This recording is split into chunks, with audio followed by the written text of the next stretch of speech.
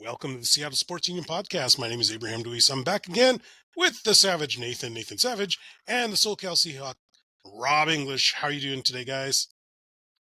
Oh, That good, huh? yeah. Well, we're Yeah. talking a little bit of Seahawks wrap up, and I'm quite certain there's a various spectrum of reactions to the Pete Carroll. Is it leaving, firing, quitting? What exactly was it, guys? For me, it seems like it was a get the hell out of here in a nice way. I'm just gonna call it removal. Maybe can you call it removal? Extraction. Yeah, the extraction of Pete Carroll. Yeah, I mean, on one hand, there's a narrative about it being a mutual decision. On the other hand, it said that they wanted to go in a different direction. So I don't know. I guess it's take your pick on how you want to, which narrative you want to go with. What was your initial reaction, guys? Uh-huh. I want like in the heat of the, in the light of the moment. My first thing is I thought there was just no way. I was like so shocked that he was gone. And then I don't even think we'd heard initially it was advisor role. We heard he was going to be a member or stick around as some member of the organization. So I thought maybe Schneider was gone or he was going to be moved up to president or something was going on.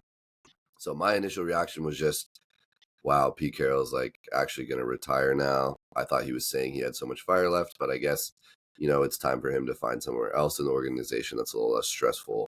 But, very quickly after that, as more and more info came out, that changed a little bit. But my initial reaction was just shock. Like, I thought he was going to come back like almost 100%. How about you, Rob? Absolute shock. On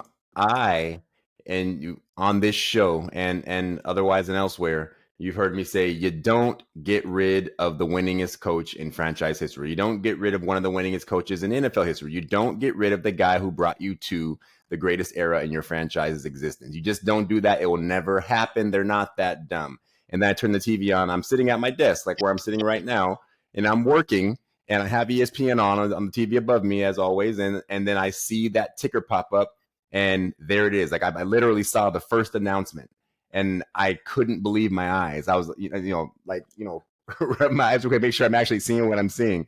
And it was complete and total shock. It was so new when I saw it that you couldn't even find it. Wasn't even on Google. You couldn't even Google it yet. Like Adam Schefter was reporting it fresh right there in the moment that I saw it. It wasn't even Googleable yet. So yeah, it was. It threw me for a loop, 100%. So I definitely was in the camp of letting Pete go, but my very first. This is where we are as a society. My very first thought was, oh God, Twitter is throwing fake info out again, because I didn't think it was going to happen either, guys. Yeah. I thought he was here until he decided he's not here. Now, where are you guys? Where are you guys now on Saturday morning? Where do you stand on this? Go ahead, Nate. For me, Rob's as some of the stats Rob's come trying to out, calm himself down for a moment. He's yeah, like, go. I think before Pete Carroll, for those 30 plus years, they'd been to the playoffs 10 times and never won a Super Bowl. With Pete Carroll, they went to the playoffs 10 times, so the same amount of times as in their entire history, and they won a Super Bowl. I feel like I remember being a kid and hearing when the Sonics left, when the Seahawks were struggling under Mora and the Mariners were doing their thing, that being a Seattle sports fan is the hardest job, or the worst sports city basically to be a fan of in the US. And then Pete Carroll came along and fixed all of that, I feel like, and I'm ready for a little bit of dark times. At the same time,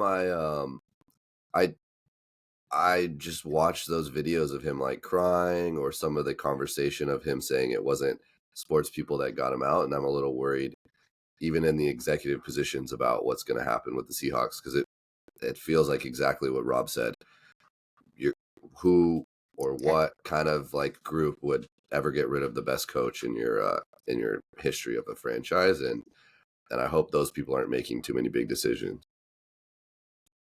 in the future. That's where I'm at too. Not where we began. We began in different points, Nathan, but like where where I wanted Pete to go, but I'm very, very confused how we ended up in a scenario where there's acrimony between Jody Allen, Schneider, Carroll, because my thought would have been, if you're going to be honest with a guy, tell him, like at the beginning of the season, you better win or you're out. But this sounds like it came out of left field. Listen,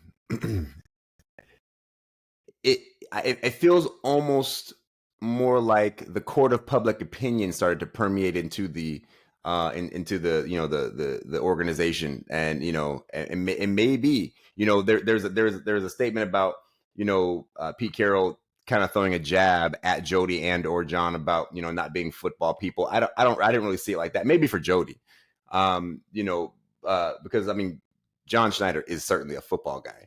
Now he's not a coach, and Pete did go on to clarify that he meant that they're not coaches. So there's a certain aspect of the game they just don't understand when you talk about when team's not producing in the way that you want it to. But I feel almost like there was some influence from somewhere other than the world of football internally that caused this. Because again, it just doesn't make sense. Like Nate was just touching on it. I just don't see how it makes sense. But at the same time, the original question, Abe, was where am I at now on Saturday as opposed to, what was it, Wednesday, Tuesday? Yeah. If you look around the league, like, who else is out, right? One of the other great, if not the greatest coach, in our history here, which is in Bill Belichick. Now it's a different situation, supposedly, right? But he's also done in New England. There was a lot of talk about maybe potentially Mike Tomlin being done in Pittsburgh. So I'm trying to find solace somewhere.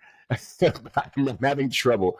But after a couple of days have passed, I'm just trying to, maybe remain positive and think to the future. Like, okay, there's a lot of options out there, as far as who might come to this organization next, and maybe we can right this ship. But I will say this.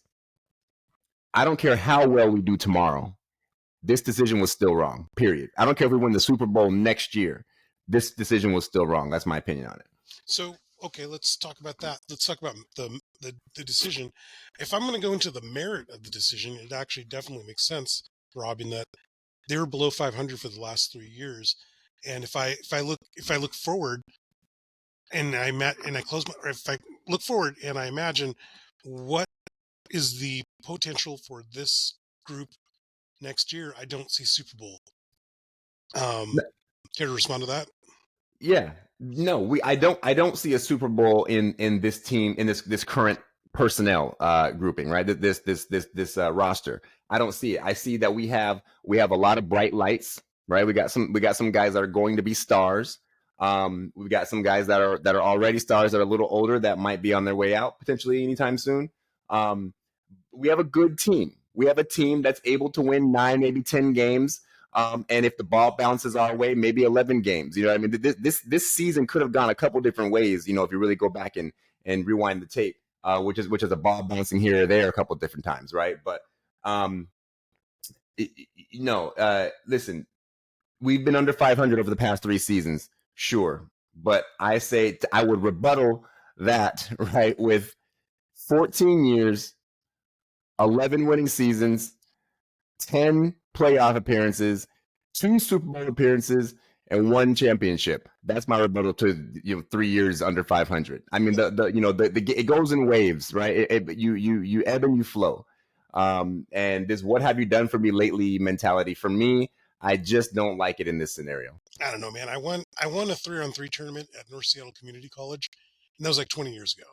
So you're still one of the greatest basketball players of all time. Okay, all right. Fair enough. My big thing too is the last 2 years they've had a winning record. This year, the only teams they lost to, except for the Bengals, who we played them when they had Joe Burrow and they were going to go to the playoffs, and now they finished 9-8, 1 game short with the backup. We lost to playoff teams. That's it this year. And even 4 years ago, they were 12-4, and that would be the best record in the NFL this year and a better record than the San Francisco 49ers. So I think there's still something there. And really, for me, the weaknesses with this team are in the roster construction, the contracts, the kind of very bad contracts given to certain players that are really dragging things down. And I would say that's something that is still there. John Schneider's still there. It felt like the last 3 years was in spite of the roster, Pete Carroll was able to get something going, get us to the playoffs. This year, 1 game short, and we only lost to playoff teams all year, and we beat teams like the Lions or the Eagles or those type of supposedly like the Browns, those teams that seem to be front and center in the playoff conversation this year.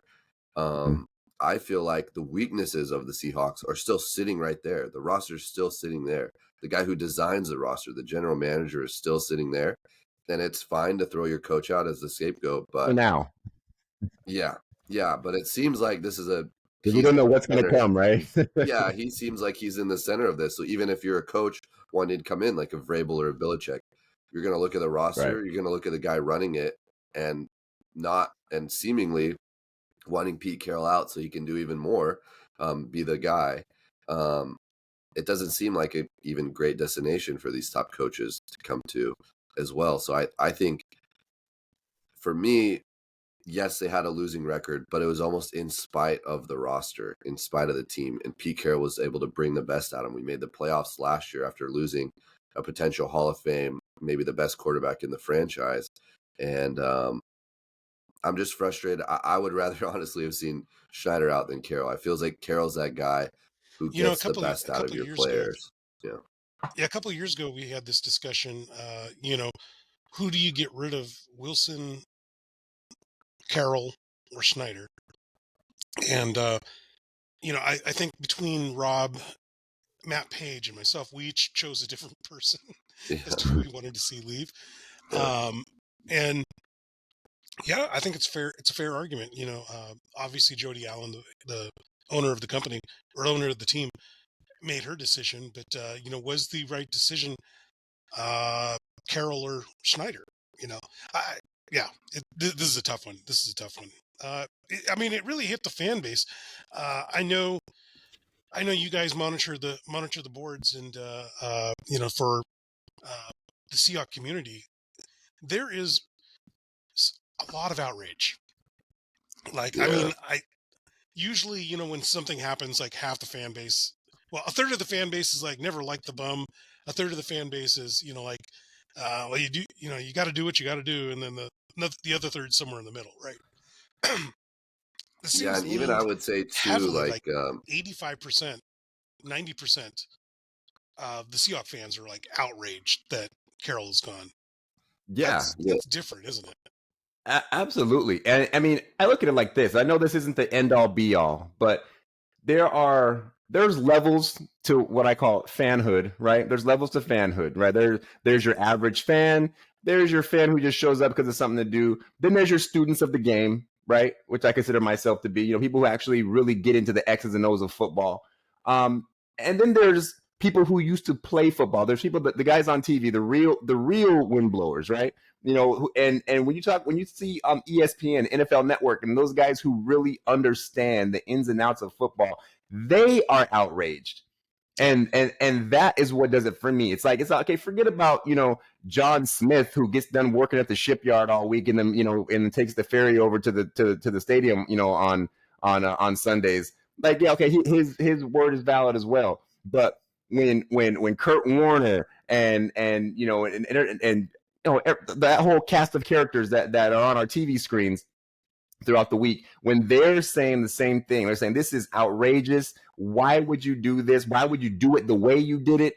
Look at his track record, look at his resume, all this stuff. It's like now that really is the telling of it for me, and it helps that they're, they support my narrative as well. But but that was, I tend to defer to the experts. Yeah, John Smith, that's a very specific example. It's almost like that guy. I know him very well, and he's not a very good fan. You grew up in Bremerton, didn't you? I'm figuring there's somebody specifically you're thinking about. But the experts, I don't always defer to the experts because I know they sometimes get it wrong. But you're right; those 4 classes of fans, the casuals, the people who watch all the time, the people who really get into it, like the 3 of us, and then the experts. Often they're at odds with each other, Right. True. But not here. Not here. Nathan, what do you think? I would just include too on the boards the Rams fans, the Niners fans. They're all happy. Like when your division rivals are very happy that on a certain decision, that's probably a little bit of a bad sign on your decision. Like they're all saying, it's too bad to see him leave, but phew, like I'm so happy he's out of the division. He was the one part about the Seahawks that when we played them, we were always nervous about. Is that message boards and social media are the bane of our existence. But actually, I've seen a lot of fans, like 49er and Rams fans, asking us, like, what are you guys doing? Like, why would you, don't you want to compete? Right. Yeah. And they had many years of getting, being second fiddle to the Seahawks. And this is probably the first era of that for a lot of them. And we'll see what happens in the future. But I don't know. It feels like this is one where I think there was a lot of noise being made by maybe a minority, I guess. And the second that it was actually done and Pete Carroll's gone, the majority that was just quietly, I don't know if kind of happy about it. It just it seemed to just be a flood of wait, what did you just do?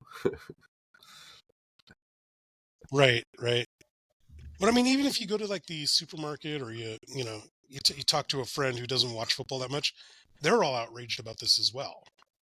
Yeah. And those are the casuals that you're talking about, Rob, who don't really get outraged about anything in sports. This is right. Yeah, for sure. It's I don't know. I the more I try to think about it and try to make sense of it, I find myself tongue tied. It's to Nate's point, when your biggest opponents are having a giving a sign of relief, you screwed up. You screwed up, and Pete Carroll's going to get he's going to have suitors. He's going to have suitors. I mean, what happens if, I guess we don't have a chance for that in this division, but what happens when we have to go against Pete Carroll, against when he's coaching another team in the NFC and we see them in the playoffs? like see what you did? This is on you, Jody. I don't know. Excuse me. I was going to ask Saban, Belichick, Carroll. I sat down the other day and tried to think, like yesterday, has there ever been any time in our life where three legends stepped down in successive days? I couldn't think of one. I couldn't think of one. Like, I couldn't even think of one sport where that might have happened. No, that's really unprecedented times. I can't remember a time that happened. That's actually epic. This goes into the time capsule, Yep. When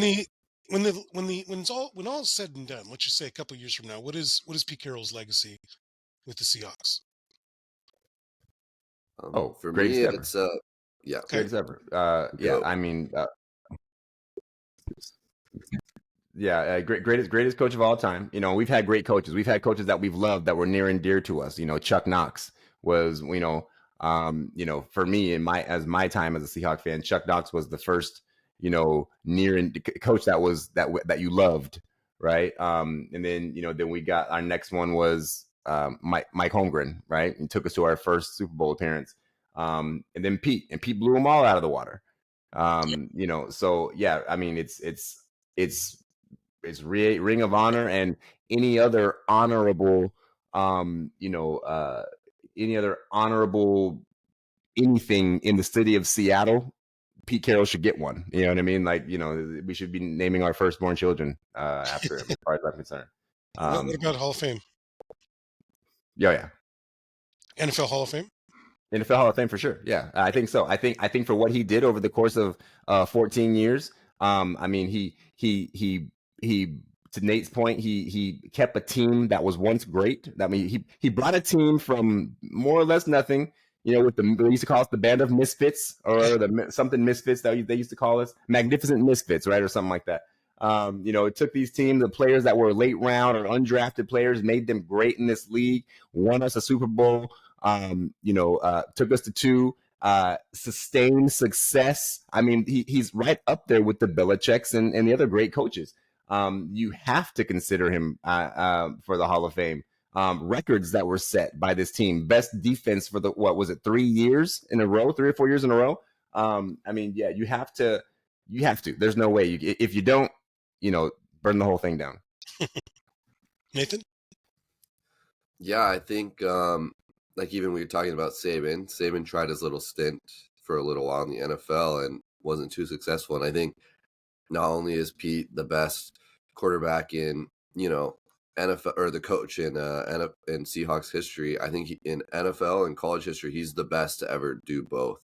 I think he maybe is one season short or something like that of being eligible for the Hall of Fame in college, but he definitely deserves to be in the Hall of Fame for college sports. And in the NFL, he'll, without a doubt, go to the Hall of Fame. And I feel like since he arrived, before you'd see that little, Seahawk on your schedule as a fan of a team in the, AFC East or whatever division, and maybe kind of laugh about it. And the second that he came, that all of a sudden became such a big game on the schedule. Can we beat the Seahawks? Can we beat them in prime time?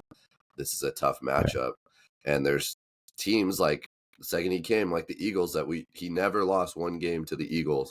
The Rams or the Niners. It felt like we had the Niners number for the whole, until the last 3 years. But before that, they just would be a good team, bad team, no matter what. We would just always kind of dominate these top franchises in the NFL. And I think, we'll see what happens. But I think the biggest thing for me, too, with Pete is he just made the Seahawks a franchise that people knew about and feared throughout the NFL. Okay. Sure. So, Nathan, you talked about roster construction being the biggest problem. What do you guys think about John Schneider getting handed the keys to the Corvette? Well, I think that John had a very great deal to do with personnel decisions, whether it's draft, free agency, what have you. I find comfort in knowing that he's sticking around. I guess we'll know. We'll learn, right? Whether or not it was Pete or John, but they seem to be, the perfect marriage of minds when it comes to personnel. I mean, certainly during the time where we were great, people start, people start to question them as we declined. However slow that decline was, people began to question their resolve. I don't sit in that camp. I think that the NFL, the league, is designed for parity, and that's what's supposed to happen. Very very few teams are able to have sustained success like what we had, or the Patriots. It's hard to do that. You're supposed to be good and get good players when you're bad, and then as you are good for a little bit, players move on, salary cap issues, this and that, the other, and you come down from the high for a while, and then you got to build it back up. Well, that's what we're supposed to be right now. But we decided to move on, so we'll see. But I find comfort in knowing that John is sticking around. Yeah, for me, I think as this has gone on, the biggest thing, since the Pete Carroll removal, the biggest thing I feel like I've noticed or thought about is, wait, what did John Schneider necessarily do for this team? I feel like if he had to say, if Pete Carroll wasn't there, would we be talking about Matt Flynn as our quarterback instead of Russell Wilson? This Jamal Adams trade that we've been, talking about as potentially one of the worst trades in Seahawks history, or probably the worst trade in Seahawks history. Was that his doing? Was that, his plan for the team, or who kind of made those decisions? So I don't know. I think right now, the way that Seahawks are set up with some of the contracts, as much as I like Tyler Lockett, if they try to release him this year, it's like $27 million in dead cap. Jamal Adams is going to be a lot of dead cap. Diggs. It just seems like a lot of players that he gave contracts to are struggling, and I'm not really sure that he's going to just magically, it was Pete Carroll's fault or something, and he's going to magically build this San Francisco 49ers level roster to just carry whatever coach comes in. And I think it's kind of a scary destination for coaches as well, where very often a big coach like Belichick or Vrabel, they get a lot of say in the room with the GM. And if John Schneider wants all to say, why would those coaches want to go to the Seahawks? So honestly, as this has gone on, it's been more frustration at Schneider for me.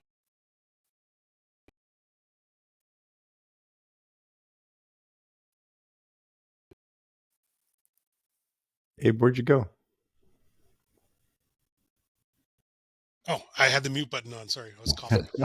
Then I was coughing, then talking. But roster construction, yes. I mean, who had the bigger hand in the bigger mistakes? Was it equal? For every Jamal Adams that maybe Carroll brought in, there's a Malik McDowell that Schneider wanted in. Or were the successes heavily in favor of one guy or the other? It's curious. And tinfoil hat time, guys. What if this was a power play that John decided to go to Jody earlier in the season and say, I think I can do better without Carroll. He's always turning down my ideas. And it's tinfoil hat talking. What do you guys think? I think that if that were the case, that would be disappointing, at least initially. I would say that if that were the case, if it were, then the onus is on John Schneider to right this ship, but quickly. If that were the case, you better get it done. Yeah. And that would be where I would leave it, and there would be very little margin for error if that were the case. If they sat down as as a front office and came to an amicable decision and understood that they had differences in opinion moving forward, and they decided, okay, you know what, let's go ahead and end this marriage. That's one thing. But if it was a coup of sort, then yeah, John Schneider, you better damn well get it done. Nathan, what if it were a coup d'etat? What do you think?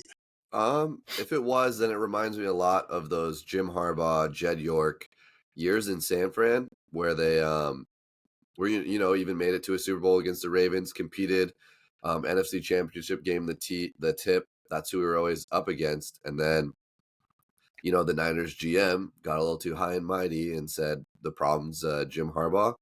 I want him out. And within a year or 2 years later, he was long gone as well. And I think if it was a coup, and it is seeming that way, where it doesn't seem like Pete is giving as much credit to Schneider on the way out as he used to when he was on the team. And it is interesting if you're going to get rid of a coach. It's so often it's like the coach GM combo when you're going for a full rebuild. So the fact that the GM is staying, like Schneider staying, makes me think it was very much about him in the conversation, about his decision. And I just think I'm looking at the roster. I'm seeing some of the deficiencies. I could see him in 1 or 2 years going out as well. The other thing could be Jody Allen, the owner, meddling, or maybe just has a different idea what she wants to do. Nathan, I know you brought up the idea of, is this a way to short sell the team? Because as per Paul Allen's will, the team has to be sold in a few years. And is this a way to bargain down the price so that somebody like her son can buy the team? I was actually wondering that because, I mean, right now, Jody Allen is the standing owner of the team, but it's really isn't it in like the trust of Paul Allen? Yeah, you're right. You're right. So technically, I mean, she could technically sell it to herself, really, right? I mean, in some how the legal jargon works, but I mean, I'm curious to, I'm curious to how, where her head is at as far as owning an NFL franchise. Like, is that even what she wants to do? And I don't know, maybe you guys know, I don't know what the answer to that question is. Are they trying to sell the team? The Allen name is as much a part of the Seahawks in Seattle now as any name. So I feel like You bring somebody brand new in. You know what it does? It smacks of the Seattle Supersonics. You bring in new ownership, and next thing you know, your team's packed up in the Midwest. Right. You know what I mean? And although it's very, it's almost impossible that would happen. It just gives me an uneasy feeling. So yeah, I'm hoping that the short sale is not really what we're doing, or at least keeping it in the Allen name. It's definitely uneasy because, and let's say it's not even a short sale. Let's say it's like that Supersonics thing that, like she's decided, you know what, I'm done with this toy. Let me go play with some other toys. She has all of Paul Allen's money, so she can do anything she wants in this world, or at least she has access to the trust, and therefore, she doesn't have to work a day in her life is what I'm trying to say. But yeah, Nathan, what do you think? I'm not sure if it's Jody Allen or someone else, but whoever, because I think she at the start was saying she wants to keep some distance. She doesn't know too much about sports. So, but whoever it is, whoever's in that trust, whoever's in that circle has already completely, as we're talking about basketball, drove one franchise into the ground. That's the Portland Trailblazers from Paul Allen's tenure to now. They've, just fallen off the map. And I'm very worried about that happening now again with the Seahawks on some of the decisions. I'm not sure who it is. I would actually guess it's, someone else, maybe her son or someone, but someone other than her is telling her to make these moves. And I've already seen it with a team I really liked with Damian Lillard and the Portland Trailblazers, where they just kind of bombed that team out of existence, basically. And I'm pretty worried about this. Didn't Lillard want to stay? Yeah. Didn't Lillard want to stay in Portland? And they're like, no, we don't want you. He did, and then they weren't going to spend any money on the team, basically. They wouldn't go get big-name free agents, and they kind of grabbed second-rate guys, and Lillard eventually was like, okay, I want to go then, and they let him go. Now they're last in the West, right? Yeah, no one talks about them. Well, Nathan, is there a name that you want to give us? It sounds like you. I feel like you know something or someone or haven't.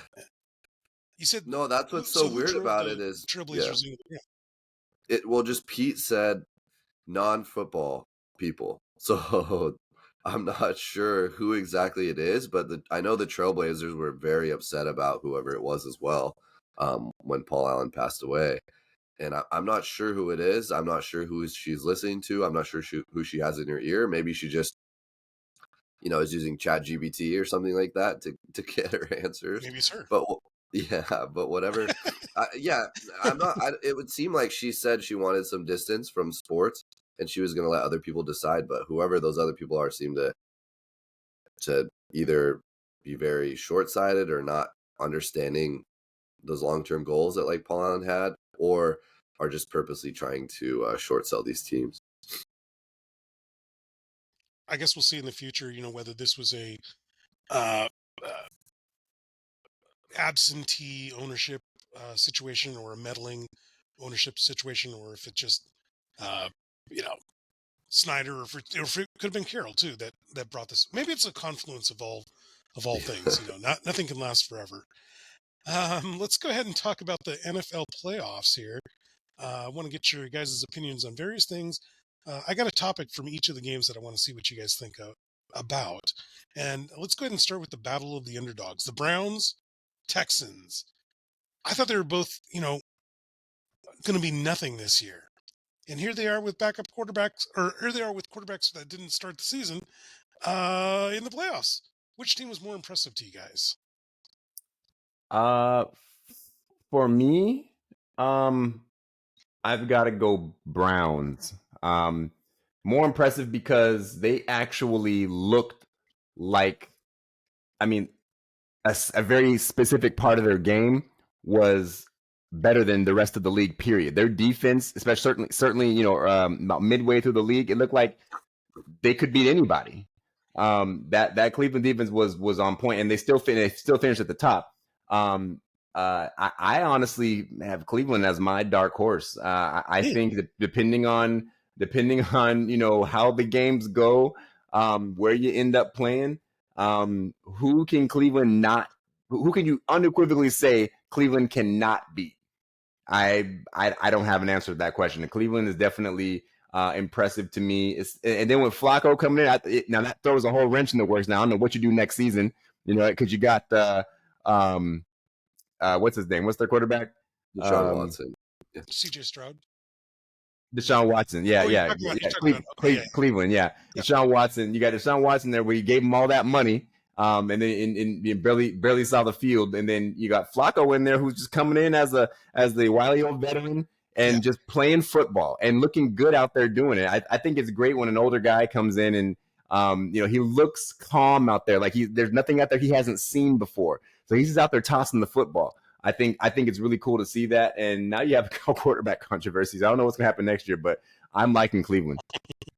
Nathan? Yeah, for me, I think the more almost impressive team during the regular season was just the turnaround from their rookie quarterback with CJ Stroud. But I think now it's the playoffs and you're playing, maybe the best defense in the NFL. And now they've found a quarterback and they drive the ball up and down the field, have one of the best receiver games I've ever seen by Amari Cooper a couple weeks ago. They beat the Niners, beat the Ravens. I think Cleveland's the better team in the playoffs, the more impressive team, but definitely a great story in Houston and why sometimes it just takes one guy. It takes drafting, that franchise QB and everything looks peachy there. Yeah, I'm going to have to agree. The Browns are the most impressive because without their star quarterback, I thought they were going to be nothing. Additionally, they play in the hardest division in football, but it should be a fun game nonetheless. Let's take a look at the game that you can only buy on Peacock. Dolphins and Chiefs. My question here, this sucks because my question should be about the game, but are you guys going to buy Peacock just to watch this game? I already have Peacock. Okay. Yeah, I do too. No. Okay, the question is, should I buy Peacock? So let's talk about the game instead. Who do you guys have for this game? Who do you like better, the Dolphins or Chiefs? This is a tough one. If I were a betting man, I would stay away from this one. It's too tough to call. The Chiefs have been underwhelming all season long. It started off in week 1 when they lost to, was it? Somebody help me. They lost week 1. Was it Detroit? Yeah. I think it was Detroit that beat them. I think it was Detroit. Yeah. It was a big deal because the Detroit's here, they've arrived, and what's going on with the Chiefs? Detroit has kept themselves looking like a contender, for lack of better words, and Kansas City has slowly but surely seemed to, I don't want to say devolve, but they've certainly shown themselves to be beatable, to not be the same Kansas City Chiefs that we know them to be. However, wherein this is the postseason now, and champions find a way to win, I don't know that you can not put your money on Kansas City. Andy Reid, Patrick Mahomes, Travis Kelce, you'd be foolish to bet against them. Tough one, but I'm probably going to give the nod to Kansas City in this, mostly because I think Tua is pedestrian at best if Tyreek Hill's not on the field. And Tyreek Hill has been hobbled. He hasn't been the same. That last game they played where they were going for they would have won the division if they won that game. Tyreek went off the field. As soon as he went off the field, Tua threw a pick. When you don't have Tyreek Hill to spread that defense out and make the job easier for him, I think Tua, he drops down a level or two. So I'm gonna go ahead and give the Chiefs. How about you, Nathan? Yeah, so I think it was something like 3-4 weeks ago where Miami was playing Baltimore for first in the entire AFC, and they were kind of the darlings of the AFC, it felt like, and everyone was talking about them, and it's just crazy how quickly the mighty have fallen, where they're having to play in Arrowhead. They're having to play in -5 degrees in Kansas City, and they're having, Tua saying things like, I'm not going to wear gloves because, cold is just a state of mind. I'll be fine. It's just a mentality. I'll be perfectly fine. And that just doesn't sound that good to me, going in there into the loudest, stadium in the NFL against Mahomes, who plays there. It never loses there in the playoffs.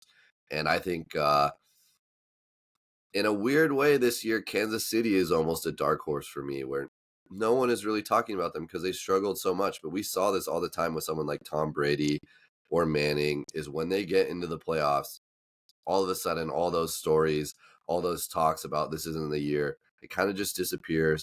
And the best quarterback in the NFL plays like the best quarterback in the NFL. And we'll see. But I think I could see them kind of starting a roll starting this week against the Dolphins.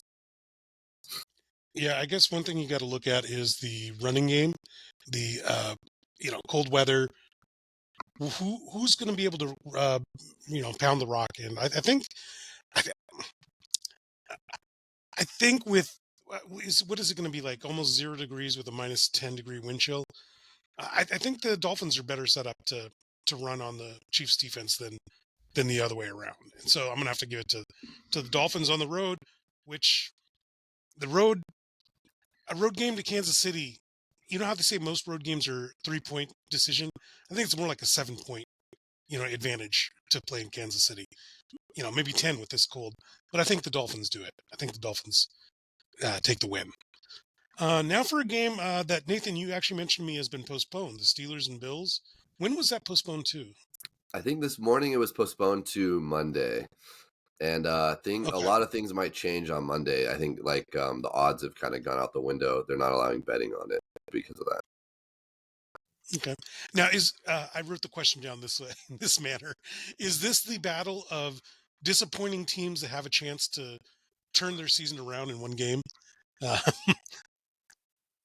Yeah. Yeah. I think both teams. I mean, the Steelers, they did just enough to get in. The Steelers are always just a bugaboo for me. All the way back in 2006. Yeah, I'll just never get over it. And we actually haven't lost to the Steelers in a while, so that was nice. But Wait. We lost to them 2 weeks ago. Well, that's my point. That you didn't let me get to my point, Abe. Oh, okay. See how you do. You see how so we've had success against Pittsburgh, in recent years, but I can't get rid of them out of my mind, and that Super Bowl it just stays resident. And here we go. All we had to do was go ahead and beat Pittsburgh, and we would have been in the playoffs. And then they decided they're going to run roughshod over us, literally run over us for 60 minutes, and ended up being the turning point, or ended up being causing us to miss the postseason. I'm like, the damn Steelers again. Here we go. Just can't get rid of these guys. So because of that, I don't care how cool it is that Mike Tomlin had another winning season and that he's managed to get into the playoffs. I hope the Bills beat them badly. But yeah, the Bills are the other team, but they had a rough third quarter, or final third of the season. Yeah. But they came on strong right at the end when it really mattered. And now they look like they might be the Buffalo Bills. So, I don't think anyone really wants to play Buffalo right now. Okay, so Nathan, that was SoCal's objective opinion about the game. How about you? Yeah, so a couple things. Number one is when I think I talked about it when the Seahawks played the Steelers, but when TJ Watt plays, it goes to one of the best defense in the NFL. I think he's the best player in the NFL. I do know, quarterback will win MVP because they hit the ball the most, but I think TJ Watt is the best player in the NFL, but he was supposed to be out tomorrow. I know he got moved to Monday, so he might come back. But I think him being out, the Bills being on the absolute fire roll they are, made it, I think, a situation where it's like a 10-point difference, one of the biggest underdog situations I've seen in the playoffs. So I think it's just the Bills are too tough right now. But when they are the favorite this year, it's felt like they've really struggled. And that run they went on was, everyone kind of written them off for the playoffs. So I like the Bills, but maybe Monday TJ Watt shows up. It's going to be a super cold, potentially not as snowy, but still, it's Buffalo, maybe a little snowy game, and anything goes out there when it's Steelers Bills. And if TJ Watt plays, I'd say it's a lot closer than that spread. Right. Yeah, I think I think the Bills have a chance to change the narrative this season. I think there's just too much talent against the Steelers. And Rob, I'm in your shoe because I was sitting there in the stands against the Steelers, And I'm saying, I was saying to my friend Kevin King, who I go to the games with, like, Kevin, this is really simple. All you have to do is stop the run against, a Steelers team that doesn't do much offensively. That's all you have to do. This isn't hard. And what do I watch for 3 straight hours? It was hard and we lost. um, anyway, the Packers Cowboys. Guys, are we in an era now where this is a must win for the Cowboys, or else McCarthy or Dak or both um, might be gone from this team? I think so. There's it's every year with the Cowboys, right? It's always the same conversation. We're in a loop when it comes to the Dallas Cowboys, and they have yet to get over that hump. And earlier this year they were looking kind of there was a week or two where there was a question again, and then they got back on the good foot and they're looking good. But now here we are in the postseason. You're playing against a Green Bay Packer team who is coming on as of late. They got a young quarterback who's figuring out how to throw the ball. If you mess around and lose to Green Bay in the first round, yes, their heads will roll. I can't imagine how they can't. Dak or McCarthy. Certainly it will dominate the airwaves for the whole entire off season. Maybe something will happen, maybe won't, but they will definitely be calling for it. Nathan, this is the third straight 12-win season for the Cowboys. No participation in even the NFC Championship game. Something bad's going to happen if they don't win this game, right? Yeah, I mean, I think this game, it's at home where Dak, turns into one of the best quarterbacks in the NFL. Everything seems to be on fire. Everyone's going to be talking about Dallas. I think they just dominate this game. I think the Packers have a good story, but I think they're a pretty weak team this year, and the division was easier for them than other divisions. And I think the story for me with Dallas is always they go as far as they can until they have to play an away game. And the second they play an away game, they fall apart. And this is a home game, so I think Dallas will show up. But yeah, if at home they lose to a Packers team that seems like they're 1 or 2 years away from being, a big contender, then yeah, I feel like McCarthy even sometimes in some cases here gets to stay and Dak is just gone. But maybe they go for the two birds situation. But yeah, heads will definitely be rolling if they lose this game. Yeah, I think there's an unfair narrative about Dak Prescott that he has to be perfect in every game all the time. And this goes back to what Rob you were saying. Like, are you sure you want the alternative? Because the alternative may not be as good as Dak Prescott. But if he loses this game, I can easily see them getting rid of him. And then my thought is, do you think there's just quarterbacks growing on trees out there? Right. Because he's a top. He's at least a top 15. 10. He's a top 10 quarterback. Sure. You're gonna have a hard time finding another quarterback if you get rid of him. But I feel like if they lose this game, heads have got to roll, and I think the coach is the main problem here. But anyway, by the way, big shout out to what's that cornerback's name, guys? Bland. Yes. Yeah. Yeah. Big shout out to him. He was. They got when Diggs went out, they have like 2 superstar cornerbacks, and it's scary how several years back the Cowboys actually decided they're going to start playing defense and drafting for it, and they've done an amazing job of it. I just remember for 15 years they decided to forget that defense is half the game, but they put together a really good defense here. All right, guys, are the Lions, who play the Rams, are the Lions the team of destiny? Do they have grit, guys? Because everywhere I go, it says grit when you see the Lions. Yeah, so for me, actually, this is my upset. This is my, I think McVay will know exactly what to do against Goff. He'll get that pressure up the middle with Donald. Maybe, probably the best interior lineman of all time.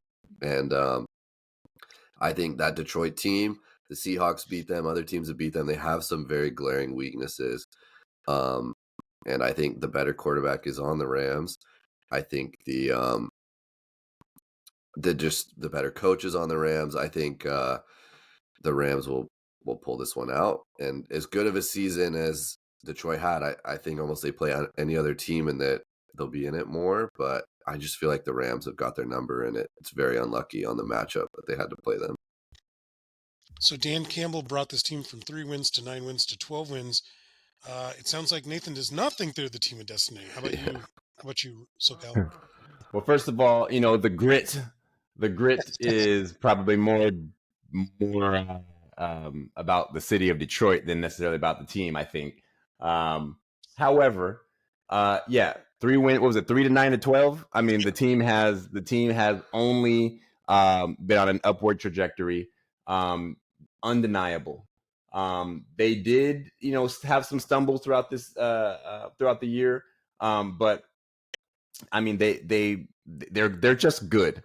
But to Nate's point, this Rams team, it seems like they had a late figuring out of things, and they've played well the last couple of weeks.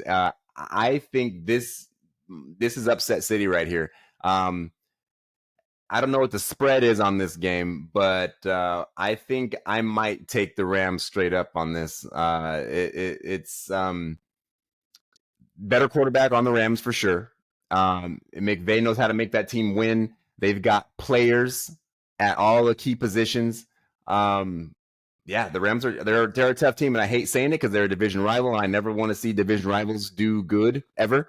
But yeah, it's tough to say that the Rams. I would probably, if someone put a gun to my head and made me put money on the game, I'd put it on the Rams. Well, the Lions have grit, and that's why they'll win. Maybe you guys don't have grit. I don't know, dude. I'm starting to get. I'm buying into the Lions hype here for some reason. But maybe that's all it is. Maybe it's just hype. All right, last game, guys. Eagles versus Buccaneers. I'm tipping off who I think is going to win the game. But why are people underselling Baker Mayfield? Because Baker Mayfield has never blossomed into the guy that we thought he was going to be. I think he's had marginal success. But once you've been benched, you're always going to be looked at as a quarterback who's been benched. Right. And so and that's who he is. He's a quarterback who's been benched. He's now a journeyman in this league. So until he manages to pull a Joe Flacco or a Trent Dilfer, or something like that, or a Brad Johnson, until he manages to do something like that, that's who he's going to be. That being said, if you're asking me about this game, I'm going with Tampa. Yeah, I am going to go with Tampa. I think Philly. I think the word is out on Philly. When you are Philly, the great big bad Eagles, right? And you go into Seattle and get slapped, right? Oh wait, was that game in Seattle or was it in Philly? That was in Seattle. Yeah, right. It was in Seattle. When you go into Seattle and get slapped by a team that, we all know how hard it is to go to Seattle and win, but you're supposed to be Philly, right? You're supposed to be arguably the best team in NFL. You're still fighting for a number 1 seed. You're still arguing with people about whether or not you're better than the 49ers, right? You're Philly. You can't go to Seattle and lose that game, but they did, and a list of other games as well. So I'm going to take Tampa in this. Tampa looks like they're playing consistent, strong football. Philly is reeling, I think, I'm going to give Tampa the nod. Yeah, so Nathan, best season ever by Baker Mayfield statistically, and what do you think? Does he get undersold, or is this just a one-off season? Yeah, I think there's just something about Tampa Bay. It's maybe similar to Seattle. We're out here in the West Coast, all up in the Northwest corner. Tampa Bay is all the way in the Southeast. It's kind of like they have Miami, they have Orlando, they have bigger places in Florida. Yeah. And it seems like they just get undersold there because Mike Evans had another 1,000-yard year this year, is on one of the best streaks of all time, maybe behind like Jerry Rice in 1,000-yard seasons. Just an incredible wide receiver. No one's really talking about him as well. And I think it's just something about Tampa Bay. And I think it suits Baker Mayfield really well. I think when he's in the spotlight, it almost gets to his head and he struggles a little bit. So I think this is a perfect fit for him. And then with, like Rob said, yeah, there's a ship in Tampa Bay, but the sinking ship right now is the Eagles. They lost to that Yeah. gauntlet of like Cowboys, Niners. What you did there, Nate? Yeah. They lost to that gauntlet of Niners, Cowboys that really exposed like the Seahawks as well. But then they lost to the Seahawks, lost to the Cardinals. I think last week they got blown out by the Giants, I want to say. And then I think AJ Brown's going to be out, and he was really carrying their offense when they were playing well at the start of the year. The Eagles just went to the Super Bowl, but I think, the final cannon barrage to end their season and maybe get rid of their coach, maybe all this hype about Hurts ending is going to be done by Tampa Bay. And it's a bummer for them, but yeah, I think it's the end of the road. Yeah, there's something. What's the right word for this? Basically, this happens in the NFL. Some teams just turn bad overnight. It's like closers in baseball, right? And it's hard to get them. It's hard to get them out of the tailspin. But I've seen this before. It's happened to our own Seahawks. Where I'm trying to remember which year under Dennis Erickson we're humming along, and then just all the wheels fell off at the same time. And I've seen this happen before, and it feels like it's with this team. I don't know if it's a stroke of bad luck. I don't know if it's internal strife and struggles, or if it's just a standard regression to the mean. But it's the Eagles that the Seahawks saw. That wasn't the Super Bowl team. I'm like, who are these guys? they look pathetic. I mean, not pathetic. They're still in the playoffs, but I mean, they played like they're going through the motions rather than the Super Bowl team that we saw, in recent memory. So I think the Buccaneers win this game. For sure. All right, guys, time for shout-outs. Who do we have for shout-outs this week? I am going to go first. And yes, you and are. And this may be an obvious low-hanging fruit, but my shout-out goes to Pete Carroll. I want to thank Pete Carroll for 14 years of great NFL Seattle Seahawk football. He came in when there was a bit of uncertainty. He came in. He changed the game as far as in many ways. He changed coaching in the NFL. He came in, I think, when Pete Carroll got there with his young energy, despite being one of the oldest coaches, and then finishing as I think the oldest coach. Had an energy that was rival in some of these players, these kids coming out of school. He changed coaching in that respect. He changed the game of football. It was Pete Carroll's style at practice that had this team getting fined and things over and over again for how they're practicing too hard and had this real hardcore mentality on the practice field was translated to the game field. And then they changed the rules on the game field about what you can and can't do when you're on the outside against these receivers. Now, Richard Sherman and Brandon Browner and the other guys that we had, our secondary playing that hard, tough press defense. They had to change the game because of that. Because no one could do anything against Pete Carroll's defense. They changed football because of it. He's what do you call it? He's a trailblazer is what I'm looking for. Thank you. Yeah. And so my shout out goes to Pete Carroll. I hope whatever he does moving forward, I wish him the best. And if he decides to stay with the organization in any capacity whatsoever, I am here for it. Yeah. My shout outs to the Husky fans, UW Husky fans.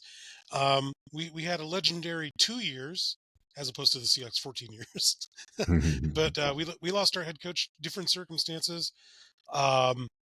All I can say is, try to remember that we are the University of Washington. There are other coaches out there, and they will come here. We may just have to take a couple of rebuild seasons. But 0-3 Oregon Duck fans, Matt Page. Yeah, you never beat DeBoer, did you? Well, suck it. And then another shout out quickly for Bob Lucky, who does a lot of our technical work. Lost his mother having to deal with the financials of his parents' situations. Best of luck. Best of luck to you. Shout out, Nathan. Yeah, I want to actually shout out Bobby Wagner. He had his career high in sacks this year. He led in tackles. He led the entire NFL in tackles. He got second team All Pro. I know we watch the game all the time and see he's lost a little bit of lateral quickness, but he still, gets tackles like in crazy numbers. And I think if he has another 100 tackle season, he'll be third all time in tackles after next season. So, we're seeing a legend right in front of us. Obviously, we wish it was in the playoffs as well, but never want to take those type of guys for granted too that are all time great. So, another great year for Bobby Wagner. Well, thank you everybody for joining us yet again on the Seattle Sports Union. Keep in touch with us on social media, on Facebook, on Twitter at Seattle Sports U. As well, check out our newly redesigned website at seattlesportsunion.com, and keep listening to our podcasts here on Spotify, iTunes, YouTube, and Captivate FM. And once again, on behalf of Nathan Savage and the SolCal Seahawk, Rob English, and on behalf of some of our fellows like Matt Page and Brian Soulman Solak, who are not here today. I'm Abraham DeWeese. This is the Seattle Sports Union. We'll see you guys next time. Go Hawks. Okay.